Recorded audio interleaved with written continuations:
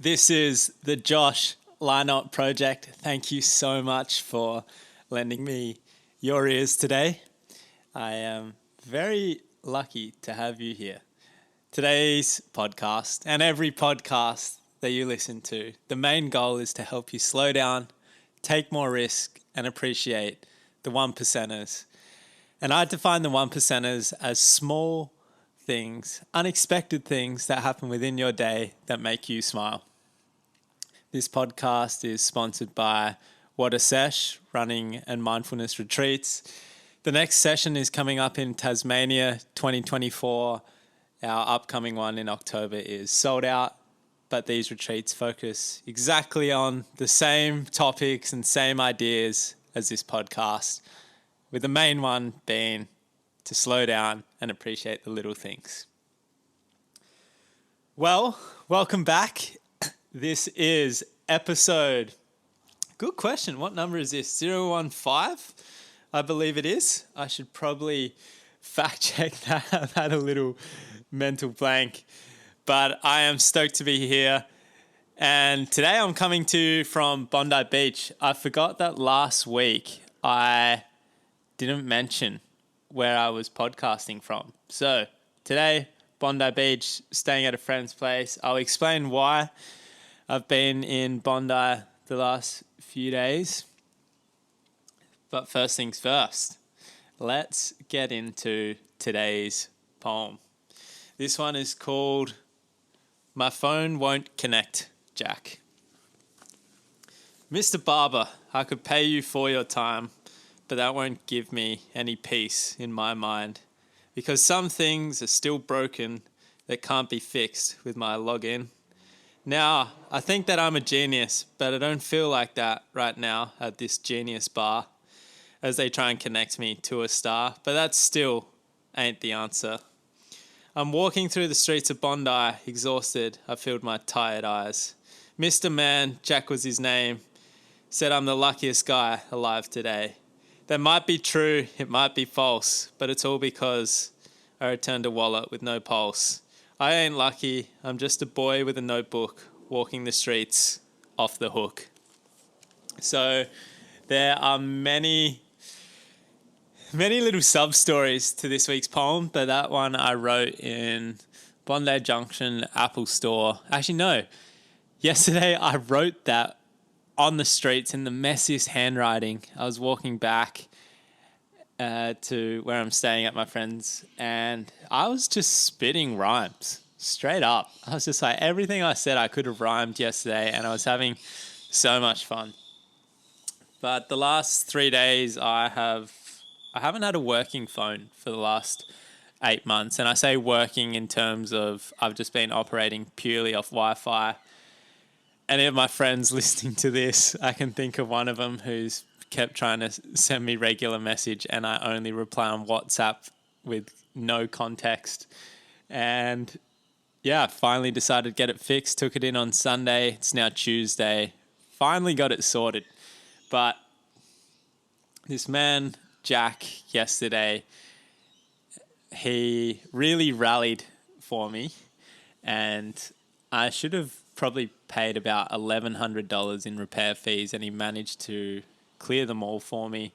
And so I got my camera repaired. I got the internal just motherboard of my phone repaired, all for free. And he said, "You are the luckiest guy alive today." And that alone, that shifted my whole perspective on yesterday. I was in there from 10:30 to 5:50. They told me to leave. I'd go for a walk, come back. Every time I went for a walk, I went and got a haircut. I went and journaled. And it was just one of those admin days where things drag on. And this guy, Jack, really shifted my day. And there's little things in that of connecting to a star. That for me is like connecting to the cloud, basically. I felt super tired yesterday, hence the tired eyes. And the returning the wallet with no pulse, that's a good segue into what's happened in the last week. One of the best parts This is almost stealing my 1%er of the podcast and completely changing the order. But one of the best parts of my week last week was, or in the last 7 days, I was cycling in the Blue Mountains to a cafe on the footpath because the highway was super busy, and I noticed in the gutter that there was a wallet there. And I was like, I'll pick it up, put it in my backpack, and went to the cafe, sat down, opened up the wallet, and there was a stash of business cards in there. I was like, perfect. Went onto business cards, found an emailed the man whose wallet it was. Said, howdy, I found your wallet while cycling on the side of the highway, and let me know the best way to return it to.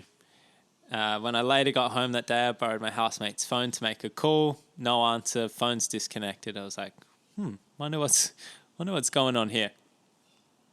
Anyway, 2 days went past, hadn't heard back on the email. And then just before bed, I checked my email. Boom, there's a reply there from this man.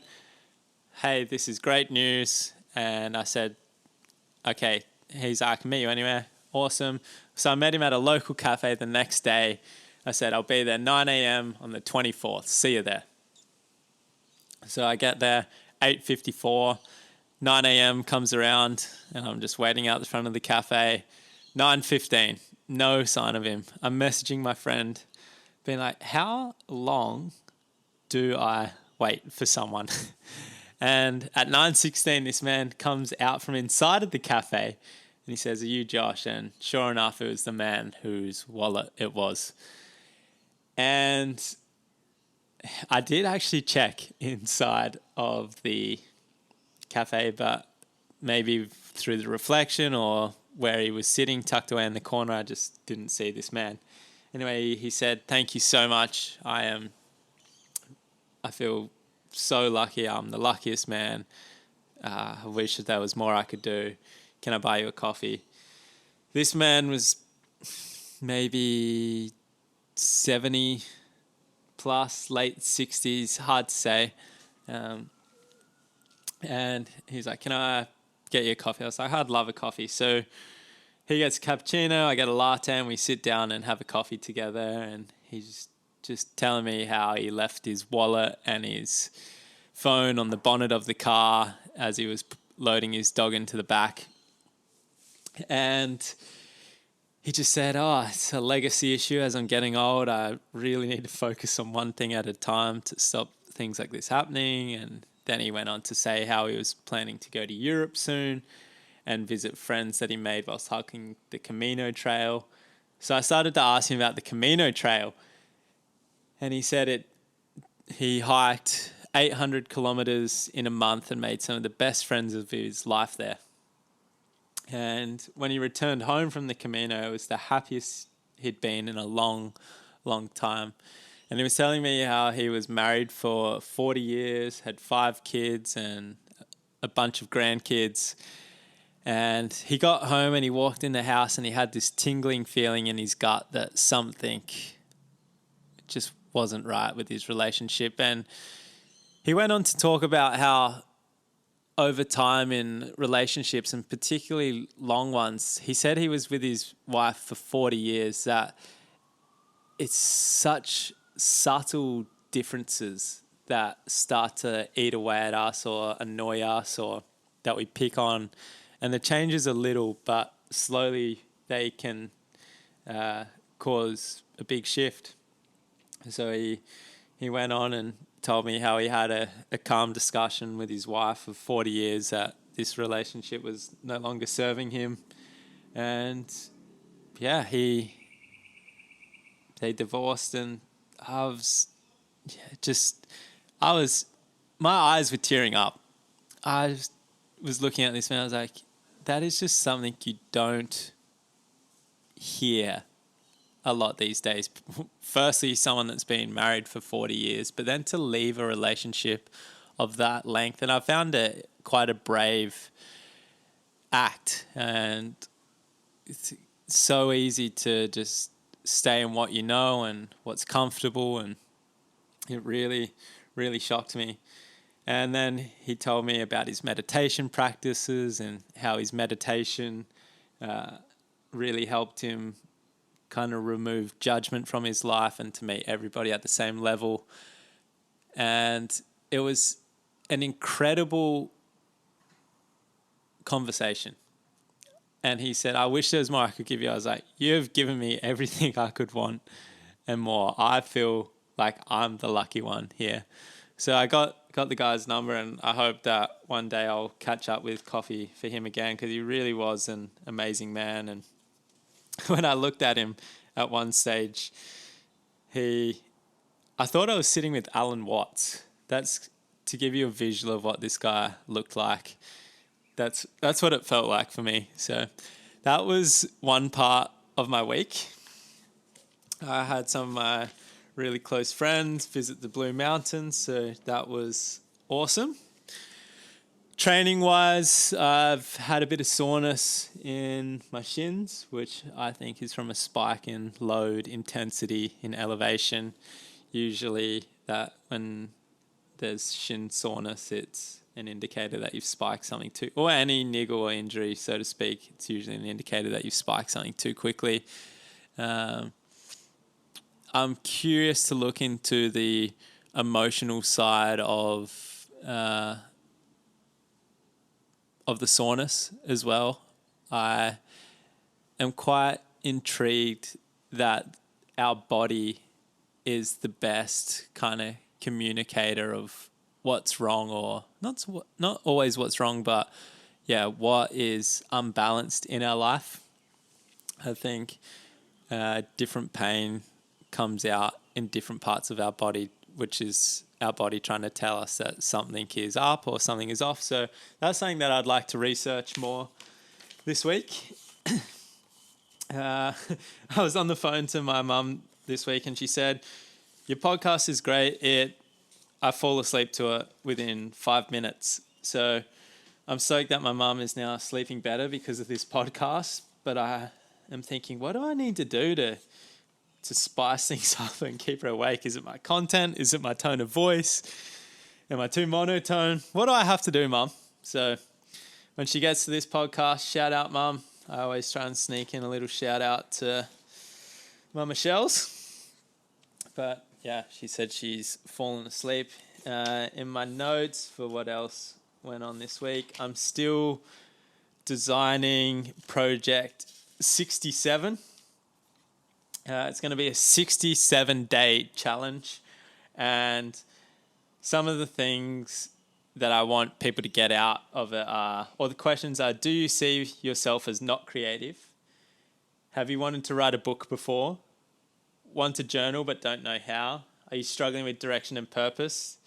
Do you enjoy challenges but want a rest day? If any of those questions sparked a curiosity in your world, then Project 67 could be for you.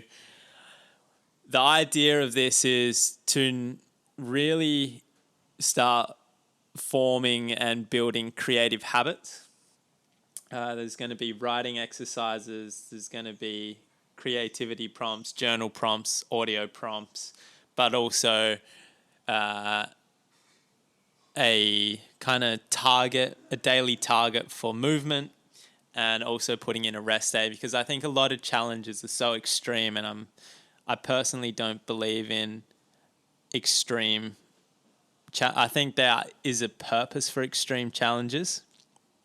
However, like I've talked about in the Go Slow episode, and I touch on many times, is that one of the best approaches to life is the slow approach, the sustainable approach, and just playing the long game.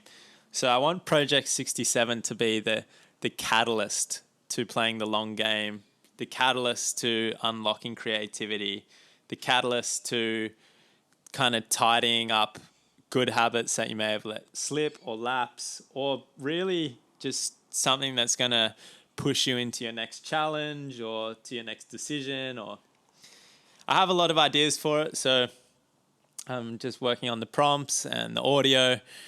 This week I put out a request for a graphic designer to redesign the thought sheet or make it look a bit more pretty, because I've got all the content but don't have the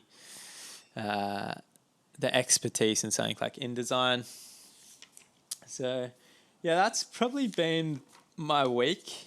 A lot of journaling since I have been waiting for my phone to get fixed. One of the best pieces of work that I did this week was on it was called Wintering, which was inspired by the book Wintering by Catherine May, which I alluded to in the Go Slow podcast. I'm thinking I might read that podcast and release it as just like a 10-minute episode, or read that piece of writing and release it as a 10-minute episode with a small commentary about it. I eventually want to start up the Josh Lynott Project coffee table chats and dinner table discussions, which will be, this is future talk, future ideas for me, but having micro podcasts released throughout the week where I give you something to chat about at coffee with your friends, and to chat about at dinner with whoever you have dinner with. I want to have a distinct difference between the coffee table chats and the dinner table discussions. Coffee table chats might be more polarizing or controversial, and the dinner table chats, probably not controversial. I really don't often care too much for controversial topics, but things that you can like dive into. And then dinner table ones might be more lighthearted, mellow, fun, nothing too heavy whilst you're consuming food. So yeah, that's kind of where I'm at. Put out a reel this week about my mission of just trying to get out a lot of content. The channel's still going. I've had a little hiccup with the phone repairs, but that's me. That is where I'm at. And it leads me to today's podcast topic of knowing what you want but not having it yet. Now, this extends from decision making, it extends from Go Slow, it really can be built on from many other different podcasts that I've made so far. You're not actually scared of the unknown. Is your brain biodiverse? Compounding interest. There's a lot of things. The pursuit of interesting, designed by excitement. There's a lot of different things that today's podcast will lean into, or lean on, or build on, should I say. But for me, this is something that is not at the forefront of my mind, but definitely quite apparent at the moment since I've entered, or kind of given myself this space and this base to create and to train, since I've had the changes of no longer being on a contract, working out who I want to work with, what I want to do for work, putting more effort into the sessions. All these like micro changes and bigger changes in my life have kind of been like, okay, where is the clarity? Where do you want to put your effort, your time, my energy? And what does that look like? What does that feel like? And I've started to kind of develop an answer for where I'm at right now of what I want, but I don't have it.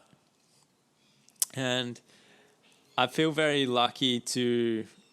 Actually, no, I don't feel lucky. I've worked really hard to build the friendship group and people around me that I do. And a lot of people that I'm around are very driven, inspired, motivated, big thinking people. They know what they want. They know the path to get there, or in some loose way, the path to get there. But we're not there yet. And I want to explore this, but I also do not want to exclude the people of, I don't know what I want to do. So there's going to be so many different avenues to give time and give space to today.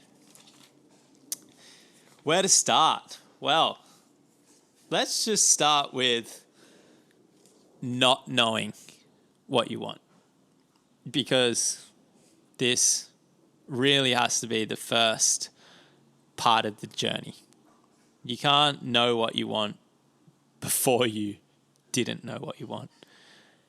Because at some stage, you didn't know what you want, and even when you do know what you want, which I'll get to, I think at some stage you come back to not knowing what you want, and I'll explain why. So, not knowing what you want. Let's break this down. There's the want and the need. Under the need, I've got Maslow's hierarchy. This is a standard principle of we are always going to need certain things, which is going to be food, a house over our head, sleep. Start from there. We cannot survive without food, without sleep. Then we want to put a house over our head. Then we want to have connection. Once we start ticking off these basic things, then that's when we can look at other stuff like, maybe I want a car, or maybe I want to live in this certain area, or I want to wear these clothes. But knowing what clothes you want to wear is really like not at the base of Maslow's hierarchy. I've actually pulled it up. Maslow's hierarchy of needs. So this is a pyramid. At the base, this is our foundational level. Physiological needs: air, water, food, shelter, sleep, clothing, reproduction. These are the things that we need first and foremost. Next level, security needs: personal security, employment, resources, health, property. Personally, I would argue that health should be at the bottom of this pyramid. If you don't have your health, you don't have anything. Next tier up, third tier, love and belonging, friendship, intimacy, family, sense of connection. Huge. All right, moving up, one more part of the pyramid: esteem, respect, self-esteem, status, recognition, strength, freedom. The next one on top of that is self-actualization, desire to become the most that one can be. And this is a very lucky place to be in, this self-actualization zone, because it's like, okay, you feel like you've got connection, you feel like you've got safety or food that you can eat and water to drink. You've got enough, you're happy with your level of status in community or the amount of respect you have for yourself and so on. Anyway, not knowing what you want, you have to have some level of these met, because you can't start looking at what you want to do till you've got food on the table, you've got water, you've got sleep, you've got connection, whatever else. So then, okay, we've ticked off the need, not knowing what you want. What do you want? I feel like coming out of The Notebook here. Great scene. How do we know what we want? Experiences. For me, I said experiment. I wrote down experiment. And experiments lead to experiences. What's an experiment? Okay, go to uni, try a subject. For me, I initially signed up to do health science. I did it for a year and a half. Then I changed to exercise physiology. University just didn't feel like a great fit for me. Basically, I experimented with a higher level education in quite a structured way. Didn't feel good. I left. I quit. Okay, what do I want now? Well, what's my next experiment? Traveling. Went to Hawaii, went to Europe. Okay, I don't mind this. That was a successful experiment. What did I like whilst traveling? I didn't really ever party too much, but if that was an experiment, okay, did I like partying? No, won't do that. Did I like hiking? Tick, boom. All right, What comes next after hiking? Trail running. Sick. And slowly, all these like little life experiments they give us experiences. Experiences help shape what we want. Then, once you've had enough experiences, I don't think we'll ever have enough experience. Like every day we are accumulating experiences. But from here, you get to this crossover point of not knowing what you want to knowing what you want. The needs are still there. You still have to make sure you're ticking off Maslow's hierarchy. But once you've hit experiences, then you start shaping what kind of experiences you want. And for me at the moment, I've been like traveling for 8 years. When I first started traveling, I said yes to everything. Okay, yes, I'll go to Sri Lanka. I'll go to Russia. I'll go to Brazil for a tourism campaign. I'll go here. I'll do this race. I'll do that.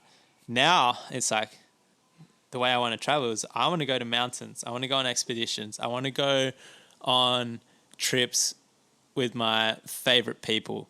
I've become way more selective of how I want to travel, who I want to travel with, and why.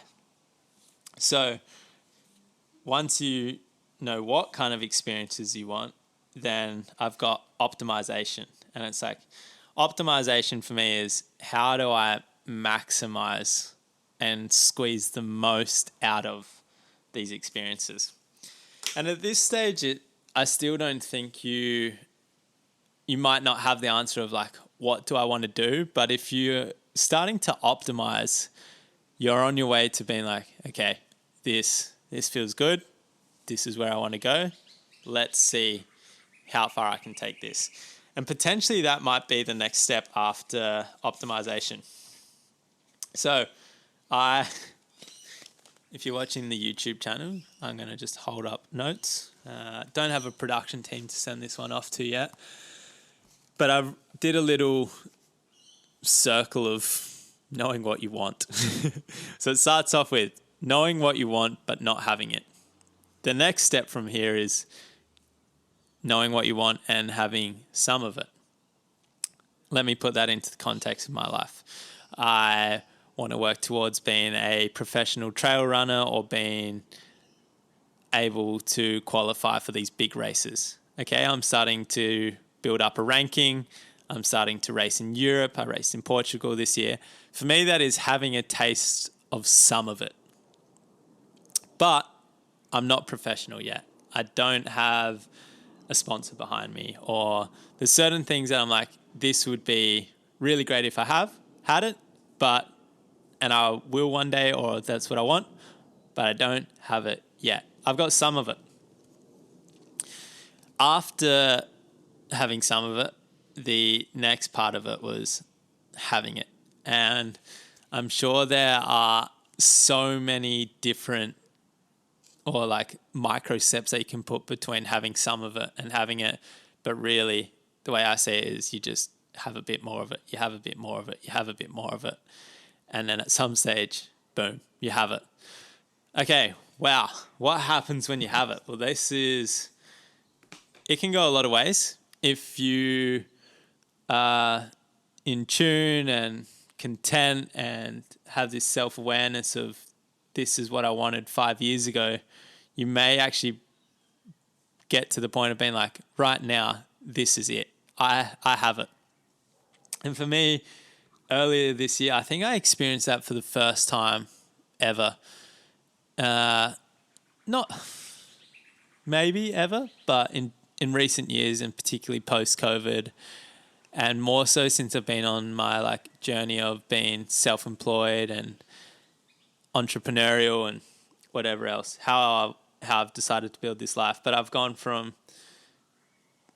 having some of it to in Madeira, I was like, I'm living in front of the beach. I have mountains. I have a bike. I'm running in Europe.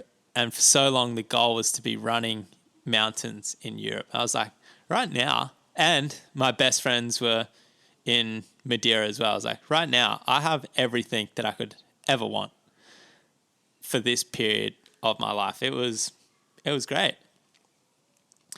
The next part of the loop is once you have it, a natural tendency of humans is wanting more. It's like, okay, I've got this far. What's next? I want more. I want bigger. I want better. I want to optimize. I want to grow. Or you've had it and now you want different. And it's a classic human tendency to want what you can't have, but to desire something for so long, and then once you have it, how do you keep that desire for it? And I'll put this in the show notes, but Esther Perel, in terms of relationships and her TED Talk, there's a brilliant question that she asks, and she says, can you desire what you already have? Probably another podcast topic in that right now. I personally don't know the answer to that. But anyway, you go from having it to wanting more or wanting different. Once you start wanting more of something, you go to the next part of the loop, which is not having it and not knowing what you want.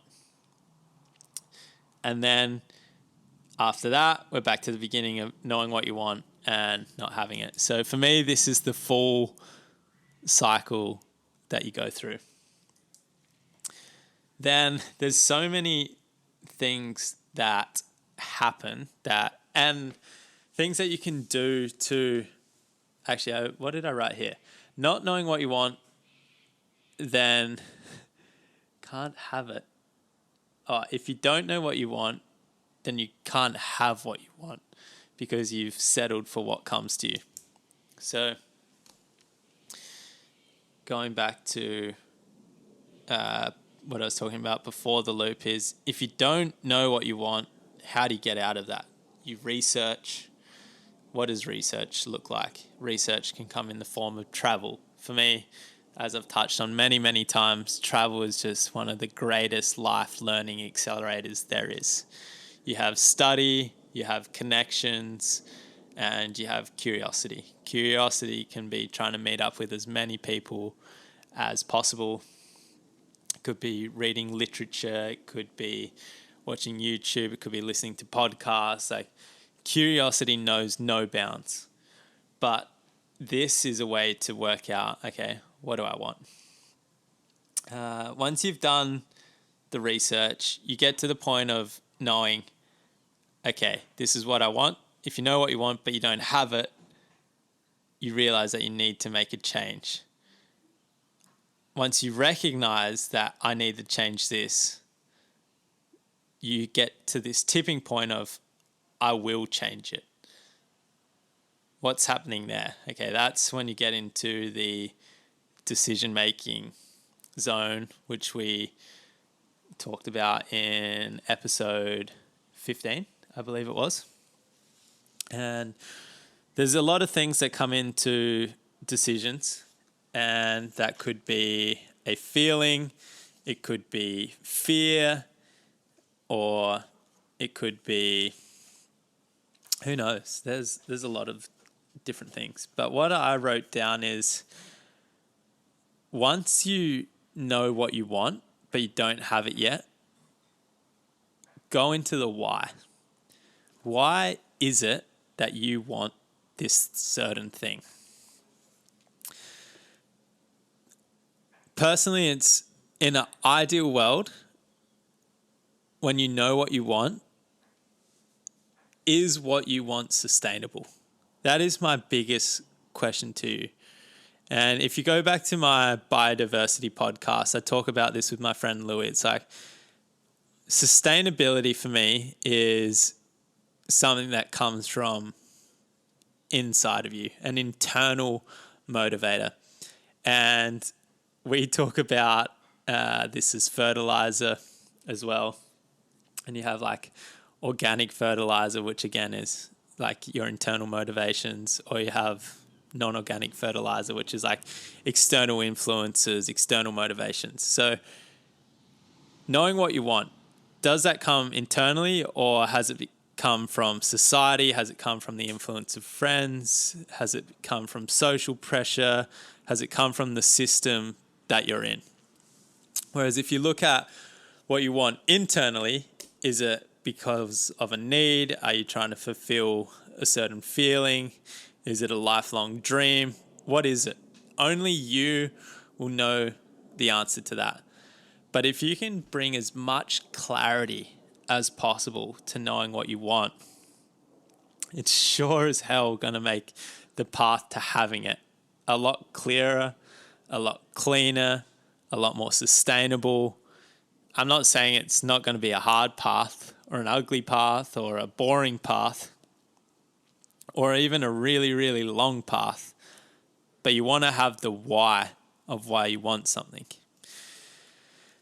Now, let me just quickly define what it is to want. So I've just looked it up. Want, have a desire to possess or do something or wish for. Definitely different to a need. And a question that came up for me is, do we ever really know what we want? My personal answer to this is no. I think we make an educated guess at best. And when we think about what we want, it's really, if we're coming from that internal space, it's our best guess off the current data set that we have. And for me, the goal with this is how in tune can you be? And I know it probably doesn't come from this, but it's like, how intuitive can you be with all the data that you're getting from your heart, from your soul, from your brain, from the network of people that have your best interest at heart?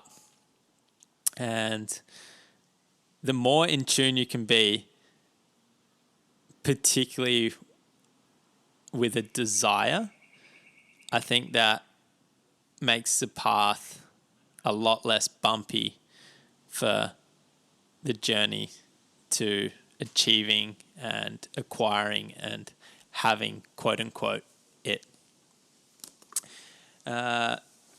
So another thing that I think accelerates the process of knowing what you want but not having it is decision making. It's how great can you become at decisions?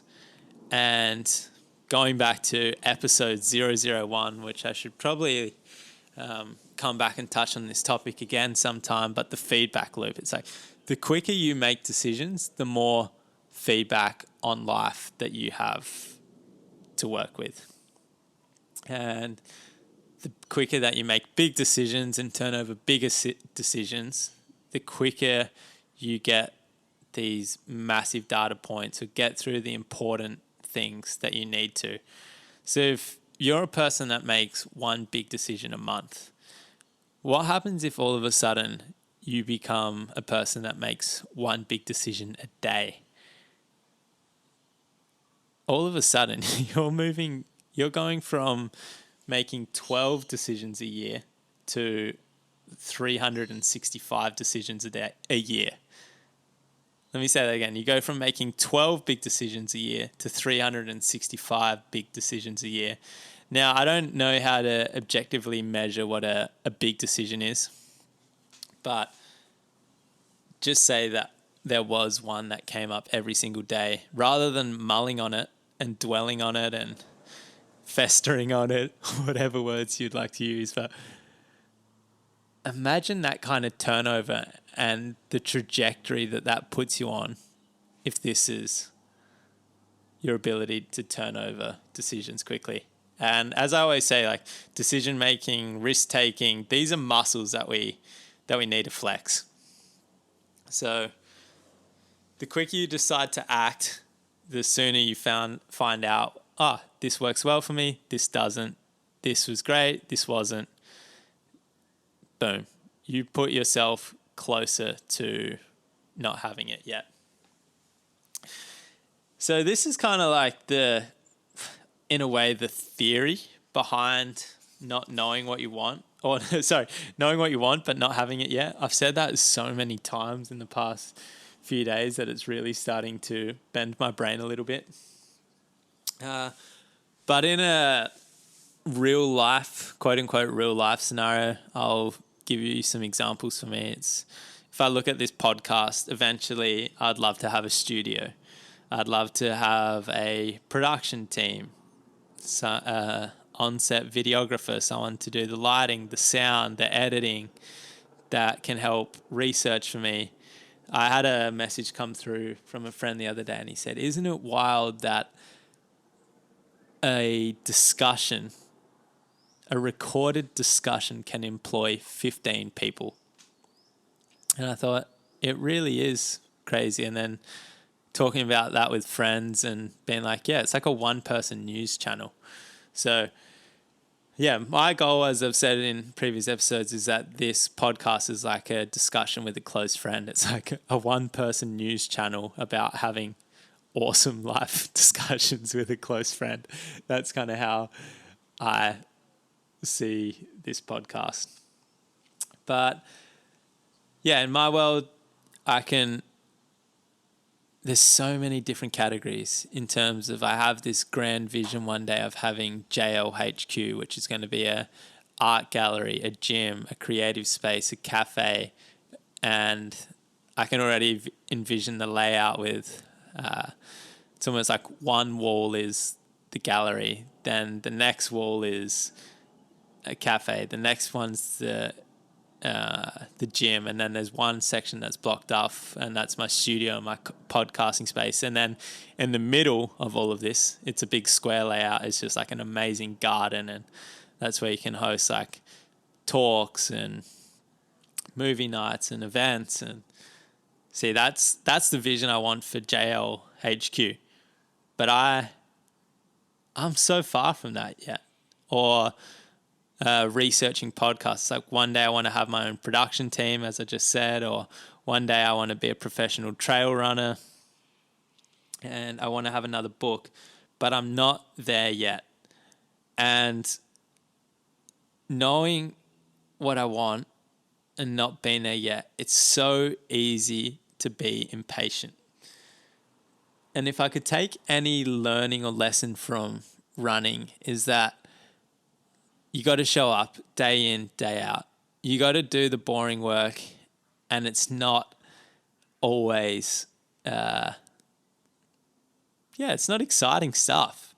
But when you look back, like if I told you, hey, I want you to focus on running low heart rate, it's going to make you fitter. I want you to do that for the next 12 weeks. You could go and do that for the next 12 weeks and really stick to it, and you'll get 3 months down the track and look back and think, wow, that went really quick. So I guess the big question is then, how do you make the boring work fun? And that's where I think the 1%ers and paying attention to life's little details and just taking expectations off of results and putting it into the process, and make the process as fun as you can. Try and make every day as fun as you can and be the best at that day as possible. And your best is going to change from day to day. There's no doubt about it. Some days your output, if that's what we're measuring it by, might be 60%. Some days you might be 100%. Some days you may be only able to give 20%. And if that's the case, then if you're given 20% and that was all you could do, then you've showed up on that day. But it's been able to do that for a long, long time. And I think that's how slowly but surely you end up having what you want. You play the long game, you play the slow game, and you just take the picture in your mind out of the equation and focus on the day-to-day picture. How beautiful of a day or a picture can I paint today? Because what you have right now, that is everything. That is the perfect situation, the perfect conditions, and there's something in your world that you can leverage that's going to get you closer to having what you want.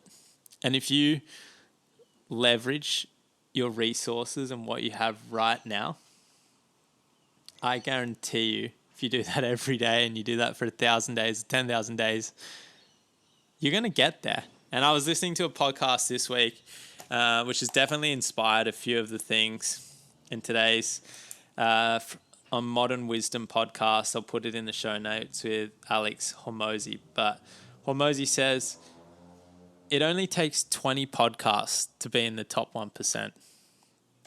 So for me, I'm not sure if that shows how much our world struggles with commitment, or like, I'm not even there yet. This is episode 16, so I don't plan on falling off the bandwagon.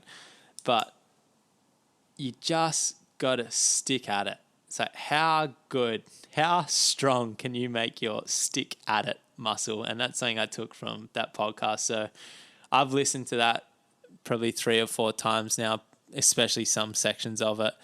And there is so much to take away. It was a really brilliant discussion.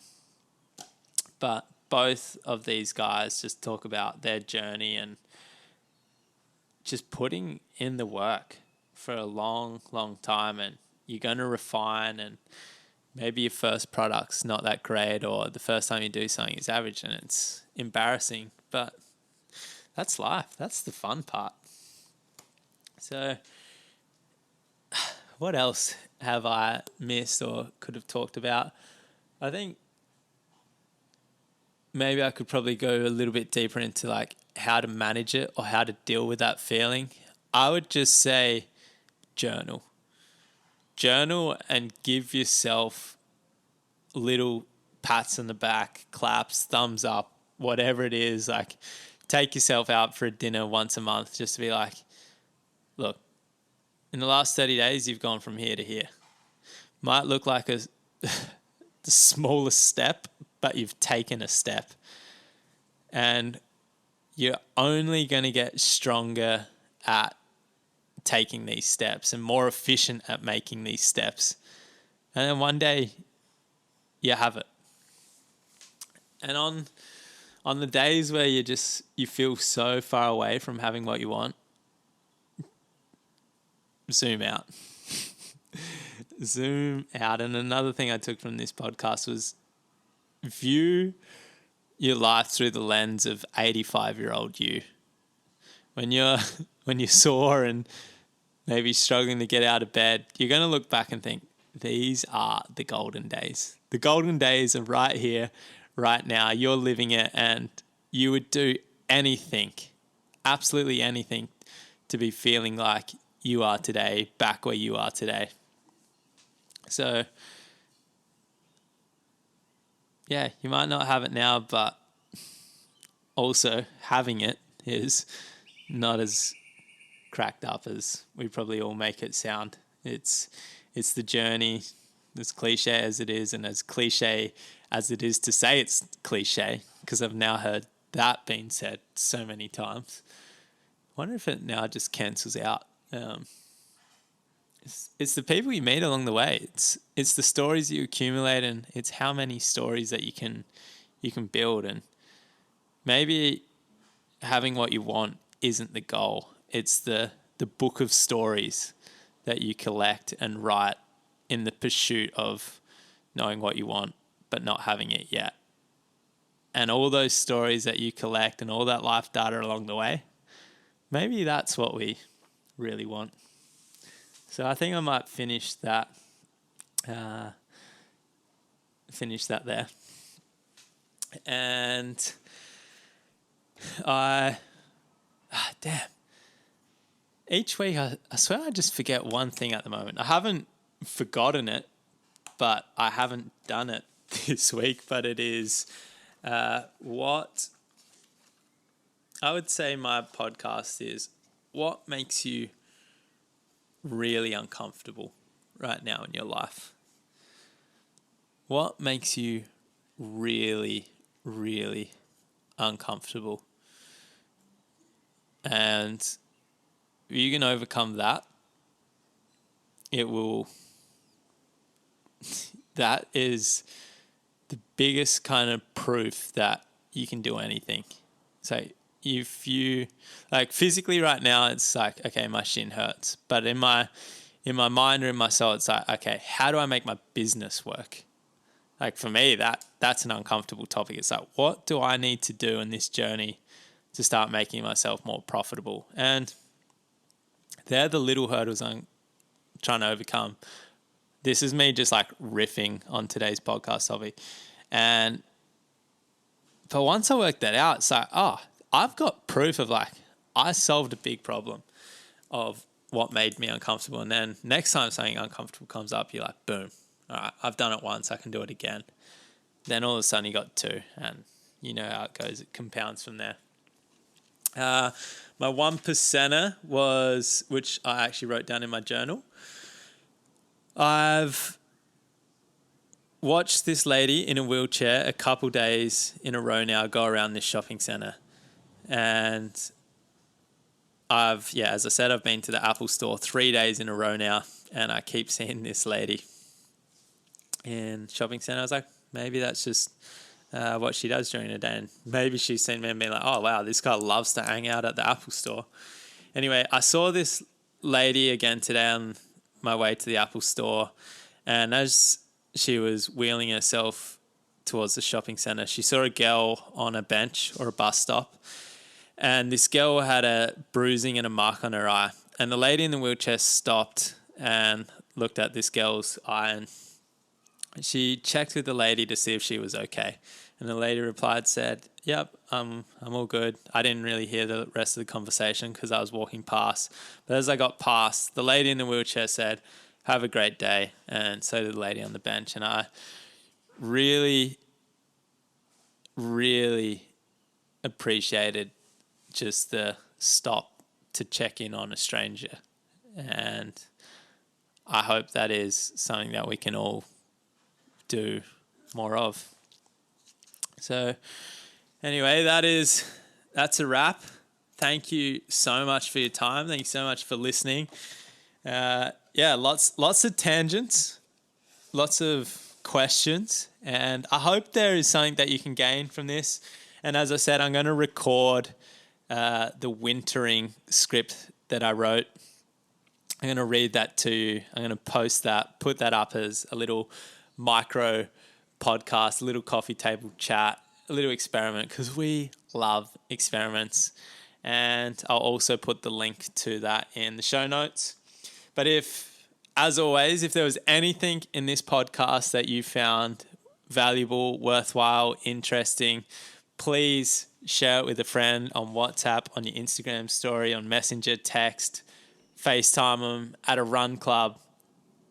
The more traction this gets, the more that we can help the world slow down and do what they love and appreciate the small things. I really feel like we're all one big family, and I hope we can get some momentum on this mission.